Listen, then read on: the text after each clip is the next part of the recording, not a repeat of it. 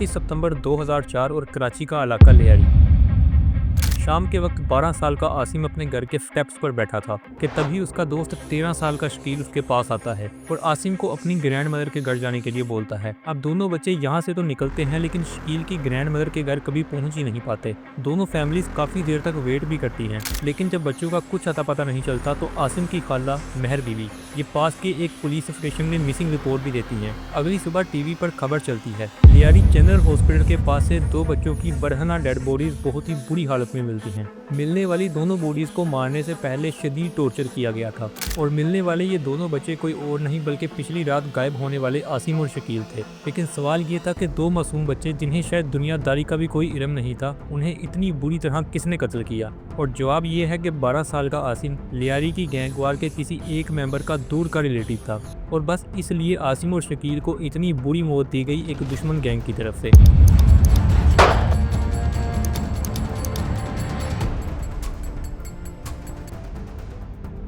अब ये एक बहुत ही छोटी सी झलक थी अर्ली 21 सेंचुरी के लियारी की, जहाँ खून ऐसे बहता था जैसे दरियाए सिंध में पानी। लियारी की गैंगवार सिर्फ पाकिस्तान की हिस्ट्री के नहीं बल्कि पूरे रीजन की हिस्ट्री की सबसे डार्क साइड है। आए दिन किसी का भी कत्ल हो जाना, पता ना देने पर गोली मार देना और किसी को भी पैसों के लिए किडनैप करना एक आम सी बात थी। असल सवाल ये है कि लियारी के हालात इस हद तक खराब कैसे हुए और गवर्नमेंट का इस सब में क्या रोल था, और सबसे इम्पोर्टेंट ये कि इस सब के पीछे रियल रीजन क्या था। और ये सब जानने के लिए हमें मिड 90s के आसपास जाना होगा। 1972 में ईस्ट पाकिस्तान के बांग्लादेश बनने के बाद भुट्टो की पाकिस्तान पीपल्स पार्टी ये पाकिस्तान की सबसे पावरफुल पॉलिटिकल पार्टी थी और कराची भुट्टो की पावर का मेन सेंटर था। और कराची का इलाका लियारी उस टाइम पर बिल्कुल आज की तरह एक अनएम्प्लॉयड इलाका था, जहाँ पर मजदूर तबका एक बहुत बड़ी तादाद में रहता था और यहाँ पर बलोच कम्युनिटी मेजोरिटी में थी। पीपल्स पार्टी के साथ साथ बहुत सी छोटी पॉलिटिकल पार्टीज भी लियारी और इसके आसपास के इलाकों में एक्टिव रहती थी। इन सब पॉलिटिकल पार्टीज ने अपने अपने सपोर्टर्स के ग्रुप बनाए।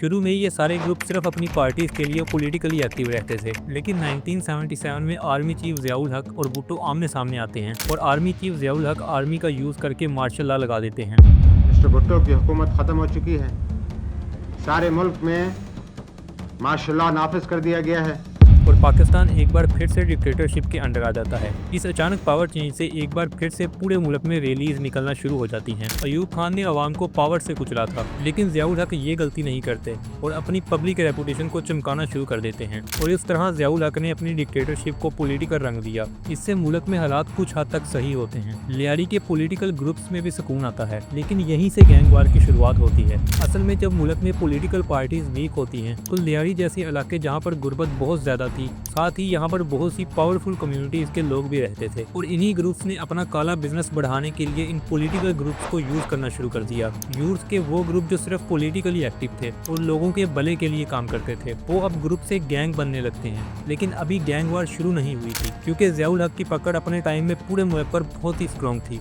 1977 से 1988 तक ज़ियाउल हक की डिक्टेटरशिप चलती है, लेकिन 1988 में ज़ियाउल हक बहावलपुर में एक प्लेन क्रैश में मारे जाते हैं और यहाँ पर मार्शल लॉ एंड होता है। तो पॉलिटिक्स का मैदान एक बार फिर से खाली होता है, एक बार फिर से इलेक्शन होते हैं और इस बार जुल्फकार अली भुट्टो की बेटी बेनज़ीर भुट्टो पावर में आती हैं और पाकिस्तान की पहली फीमेल पीएम बनती हैं। अब क्योंकि बेनज़ीर की पार्टी पीपल्स पार्टी ये लियारी और कराची के इलाकों में बहुत पावरफुल थी, तो यहाँ के गैंग लीडर्स प्रैक्टिकली पॉलिटिक्स में आना शुरू कर देते हैं। जिसे जिस पार्टी में फायदा नजर आया वो उस पार्टी को ज्वाइन करना शुरू कर देता है। लेकिन पर्दे के पीछे ये लोग स्मगलिंग, इलीगल वेपन्स, ड्रग्स जैसा हर काला काम करते थे और इसी टाइम पर गैंग लीडर्स की आपस में भी दुश्मनियां बनना शुरू हो जाती हैं। इस सब में अगले 2 साल गुजरते हैं और 2 साल बाद ही प्रेसिडेंट गुलाम इसहाक खान आर्टिकल 58B2 का यूज करते हैं और बेनज़ीर भुट्टो को घर भेज देते हैं। और यहाँ पर एक इंटरेस्टिंग फैक्ट, जुल्फकार अली भुट्टो के दौर में पंजाब में एक बिजनेस ग्रुप बहुत तेजी से पावर गेन कर रहा था और ये ग्रुप था इत्तेफाक ग्रुप ऑफ कंपनीज और ग्रुप की क़यादत मियां मोहम्मद नवाज शरीफ के हाथ में थी। और इसी नवाज शरीफ ने आगे चलकर 1999 में बेनज़ीर भुट्टो को बाईपास किया।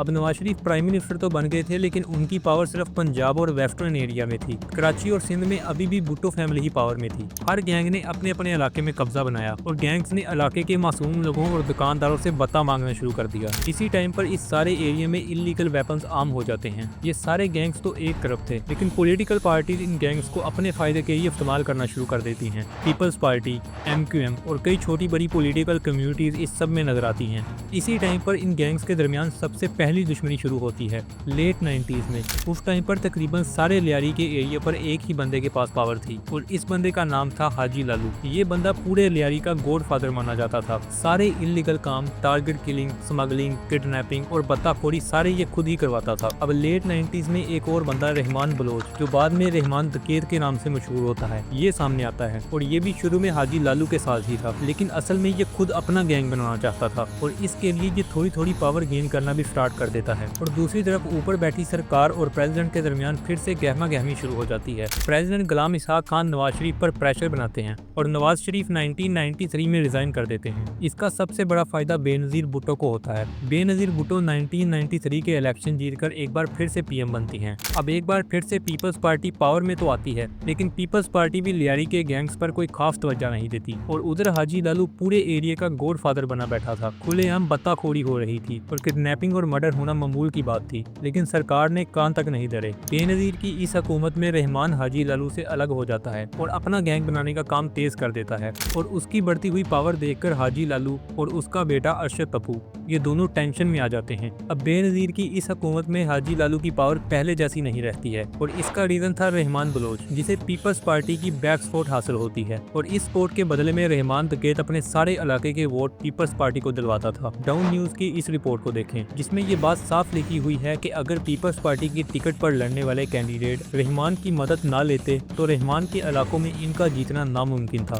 अब 1997 में एक बार फिर से इलेक्शन होते हैं और इस बार नवाज शरीफ फिर से जीत जाते हैं और पीपल्स पार्टी बहुत बुरी तरह हारती है और क्योंकि अब पीपल्स पार्टी पावर में नहीं थी, इसीलिए रहमान को पीपल्स पार्टी की सपोर्ट पहले की तरह नहीं मिलती और यही बात हाजी लालू और उसके बेटे अरशद को रहमान के खिलाफ एक्शन लेने पर मजबूर करती है। ये दोनों बाप बेटा अपने गैंग के साथ पूरी प्लानिंग करते हैं। ये लोग 1998 के शुरू में रहमान दकेत के इलाकों में घुसकर उसके लोगों को मारना शुरू कर देते हैं। हाजी लालू और अरशद पप्पू के इस अटैक के बाद रहमान पूरी पावर से जवाब देता है। इसने सबसे पहले अपने रिलेटिव और करीबी लोगों को महफूज बनाया और फिर दुश्मन ग्रुप के खिलाफ रिटेलिएटरी अटैक करना शुरू कर दिए और इस तरह लियारी एक वार जोन बन जाता है। इल्लीगल एक्टिविटीज तो पहले ही आम थी इस इलाके में, लेकिन अब हर गैंग एक दूसरे के इलाके में घुसकर एक दूसरे को नुकसान पहुंचाने लगता है। इलाके में कई जगह पर क्रॉस फायरिंग शुरू हो जाती है और इस क्रॉस फायरिंग में कई बार आम लोग भी मारे जाते हैं। अब ऐसा नहीं था कि जब लियारी में ये सब कुछ चल रहा था तो पुलिस कुछ नहीं करती थी। पुलिस एक्शन लेने की कोशिश हर बार करती थी, लेकिन इन गैंग्स के पास पॉलिटिकल इन्फ्लुएंस बहुत ज्यादा था जो हर बार पुलिस को रुकने पर मजबूर कर देता था। अब देखते ही देखते हालात इतने खराब हो जाते हैं कि आए दिन गली मोहल्लों में फायरिंग होना या किसी का भी कत्ल हो जाना एक बिल्कुल आम सी बात बन जाती है और यही वो टाइम था जिसका जिक्र मैंने वीडियो के स्टार्ट में किया था। इसी टाइम पर आसिम और शकील नाम के दो बच्चों को किडनैप करके बुरी तरह कत्ल कर दिया जाता है और रहमान दकेत का राइट हैंड बाबा लाडला आसिम इस बंदे का बहुत दूर का रिलेटिव था और इसी वजह से दोनों बच्चों को किडनैप कर इतनी बुरी तरह मारा गया था। अब दोनों ग्रुप्स के दरमियान ये गैंग वार 2008 तक चलती है और वक्त के साथ साथ ये गैंग वार और भी खूनरेज होती जाती है। 2008 में एसएसपी चौधरी असलम की पोस्टिंग लियारी के एरिया में होती है और एसएसपी असलम इन सारे गैंग्स के गले की हड्डी बन जाते हैं।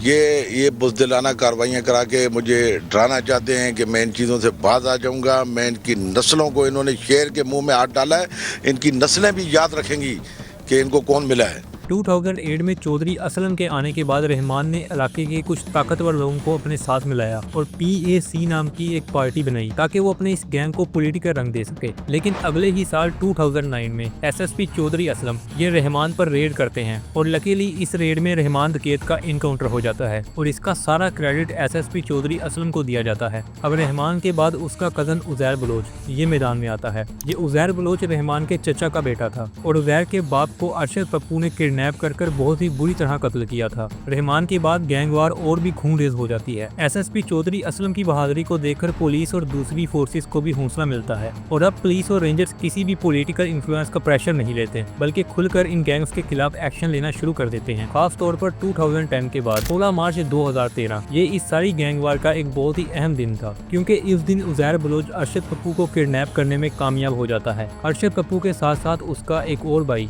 यासिर अराफात इसे भी किडनैप कर लिया जाता है और किडनैप करने के बाद उजैर बलोच ने एक बहुत वहशियत वाला काम किया। उजैर बलोच और उसके साथियों ने पहले अरशद को बहुत बुरी तरह टॉर्चर किया और फिर उसका सर काट कर उसके साथ फुटबॉल खेला और बाद में उजैर बलोच ने अरशद पप्पू की बॉडी को जला दिया। जब एक तरफ ये सब हो रहा था तो पुलिस कई जगह पर इन गैंग्स के खिलाफ एक्शन कर रही थी। उजैर बलोच अपने बाप का बदला ले चुका था तो इसलिए वो पाकिस्तान से दुबई भाग जाता है। और इस तरह से लियारी की गैंगवार की कमर टूट जाती है। अभी रिसेंटली इंडिया ने लियारी पर एक पूरी मूवी बनाई है धुरंधर के नाम से। रहमान डकैत की दी हुई मौत बड़ी कसाईनुमा होती है। लेकिन इस मूवी में लियारी को एक गैंग वार से इफेक्टेड एरिया नहीं बल्कि एक टेररिस्ट कैंप के तौर पर दिखाया गया है, जिसे पाकिस्तान के पॉलिटिशियंस इंडिया के खिलाफ यूज करते थे। लेकिन इसमें रियलिटी कोई भी नहीं है। रिसेंटली सिंध गवर्नमेंट ने अनाउंस किया है कि वो धुरंधर के जवाब में एक मूवी बनाएंगे मेरा लियारी के नाम से, जिसमें लियारी के असल हालात और वाकयात को दिखाया जाएगा, ताकि ये दिखाया जा सके कि लियारी कोई टेररिस्ट कैंप नहीं था और कैसे कुछ लोगों ने सिर्फ ताकत और पैसे के लिए बेतहाशा लोगों की जिंदगियां बर्बाद कर दी। Hope you like.